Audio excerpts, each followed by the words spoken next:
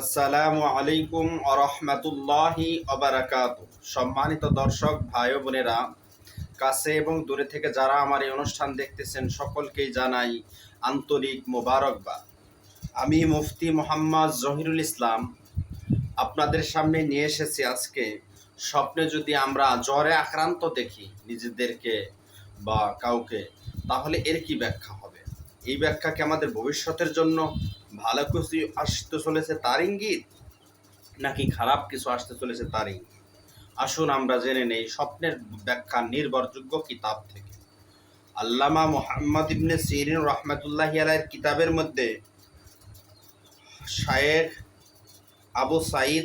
আবু সাদ রহমাতুল্লাহি আলাই বলেন, স্বপ্নে জ্বর দেখা ব্যাখ্যা শুভ নয়, অর্থাৎ অশুভ, কেননা এটা মৃত্যুর পূর্ব লক্ষণ। হযরত আজরাইল আলাইহিস সালামের দূত বলা হয় জ্বরকে।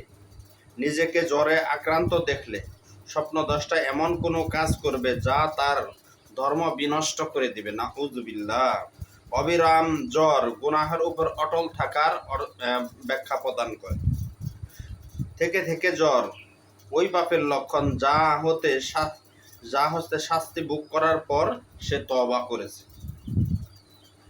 কেঁপে কেঁপে জ্বর এলে বুঝতে হবে এটা অলসতার লক্ষণ, সে অলস জীবন যাপন করে তার ইঙ্গিত। প্রবল মাত্রায় অবিরাম জ্বর দেখলে স্বপ্নদ্রষ্টা অন্যায়ের দিকে তাড়াহুড়া করবে, অন্যায় কাজের দিকে তাড়াহুড়া করে অন্যায় কাজ করে ফেলবে।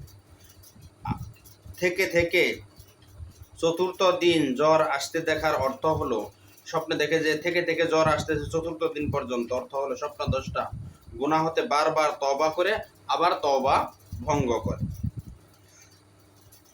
তার শাস্তি ভোগ করবে।